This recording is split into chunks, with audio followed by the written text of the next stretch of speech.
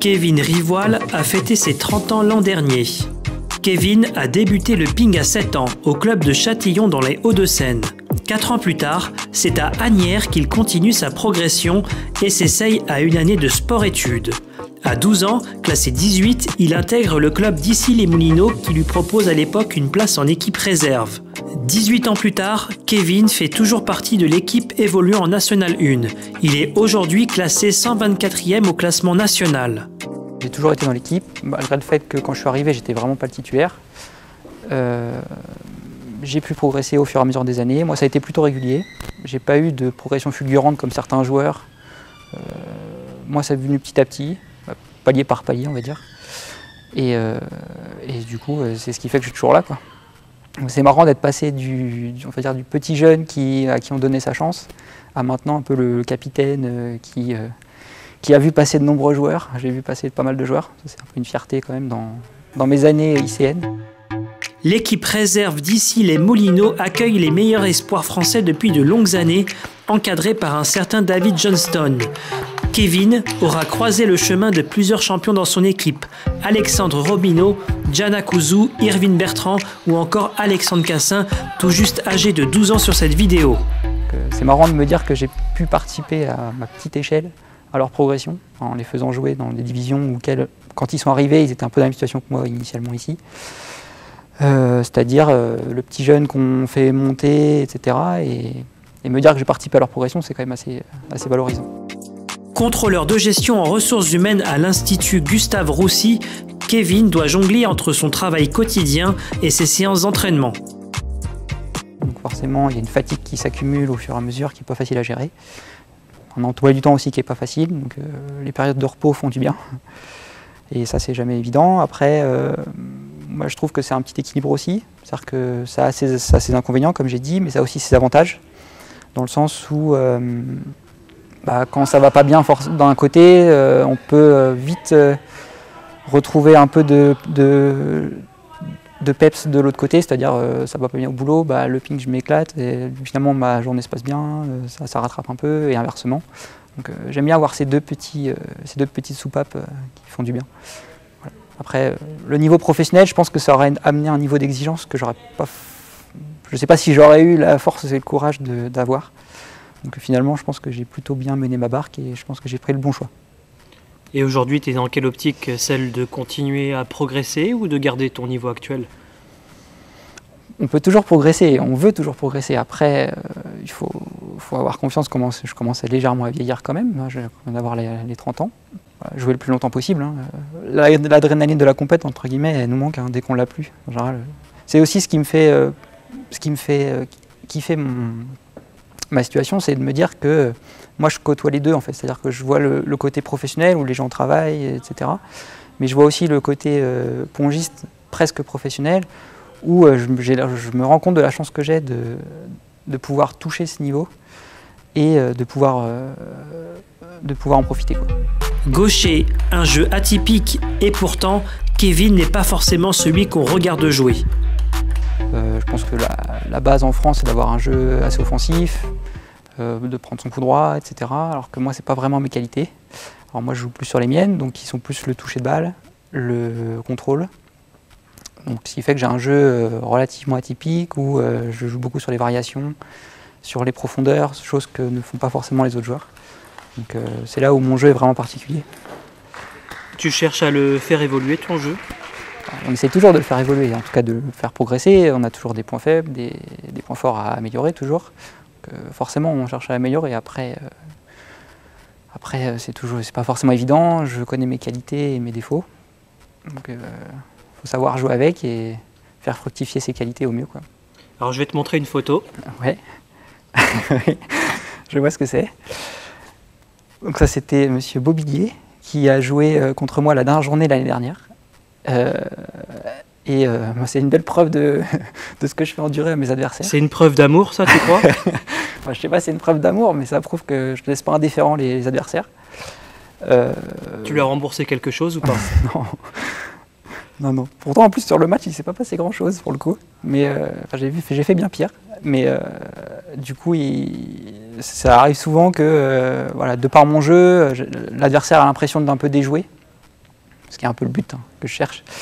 Et donc forcément, des fois, ça frustre beaucoup les adversaires. Donc c'est assez marrant de voir cette fois leur réaction. Tu prends plaisir, toi, avec ton jeu? Bien sûr, on prend toujours plaisir. De toute façon, si on n'a pas de plaisir, pour moi, continuer au ping, c'est pas possible, quoi. Donc forcément, je prends du plaisir à jouer. Après, je joue avec mes qualités et je connais mon jeu. Je sais que des fois, il est énervant pour les adversaires. Depuis la catégorie Benjamin, Kevin se qualifie chaque année pour les championnats de France. Alors moi, j'ai jamais été dans les meilleures des générations, mais j'ai toujours été juste derrière. Aux alentours des têtes de série, voilà, ce genre de niveau. Donc moi, j'ai jamais eu de médaille ou quoi que ce soit, j'ai jamais eu ça. Par contre, j'ai eu la chance d'y participer de façon régulière et depuis mon plus jeune âge, quoi. Et je trouve ça d'autant plus gratifiant qu'en senior, voilà, c'est pas évident.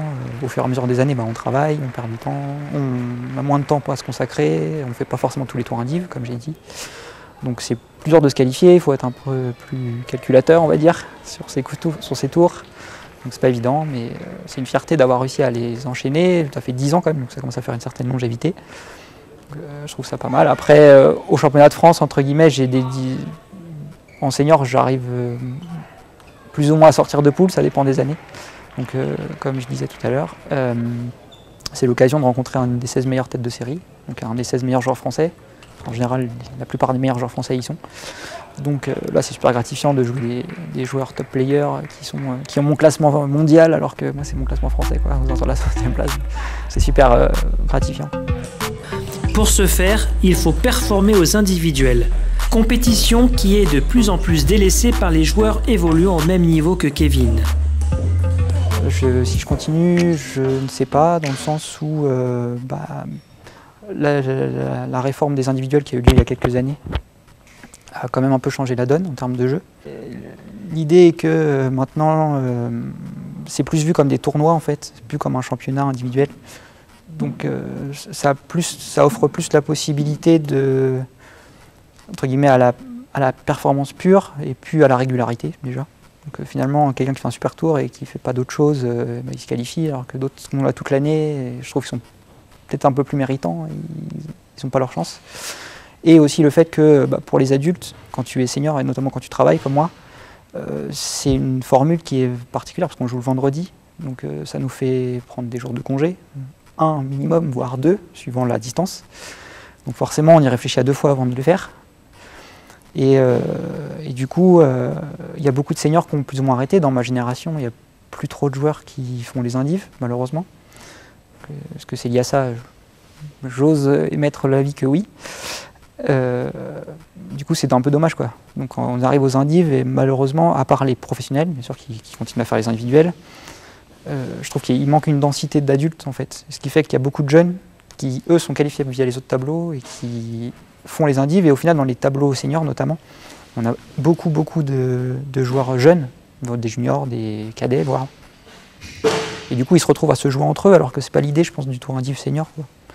À la base, ils devraient jouer d'autres joueurs, des joueurs plus adultes, etc. Et finalement, comme le vivier il est faible, ils se rejoignent entre eux, donc c'est un peu dommage, quoi. L'équipe réserve a joué les playoffs 3 années consécutives. Des moments par équipe que savoure Kevin. Mais la compétition qui lui est chère, c'est le Bernard Jeu, celle qui réunit l'ensemble du club. On a l'avantage de voir toute la vie du club et toute la vie des autres clubs du département, dans toutes les générations. Ça, c'est une compète qui me branche bien parce qu'on voit bien, entre guillemets, c'est une compète d'équipe. Tout le monde s'encourage, c'est super bien. Donc, cette compète-là, elle m'est chère et à chaque fois, j'ai toujours des bons souvenirs dans cette compète. Donc, souvent, ici, Mouino fait souvent premier, deuxième, ça dépend. En général, il y a des petites batailles avec certains clubs des Hauts-de-Seine. Je dirais même que je préfère la partie par équipe, club, que ma partie individuelle. Je trouve ça plus impersonnel. Je le fais parce que voilà, les championnats de France, les faire, c'est quelque chose de particulier quand même. Mais je trouve qu'il y a plus d'émotions quand c'est partagé avec des joueurs. Voilà. Donc, je pense notamment aux playoffs, comme j'ai dit tout à l'heure. Là, c'est vraiment des souvenirs, c'est des souvenirs assez forts, quoi. On s'en souvient forcément. Kevin. Non seulement j'ai performé, on va dire, mais dans la durée.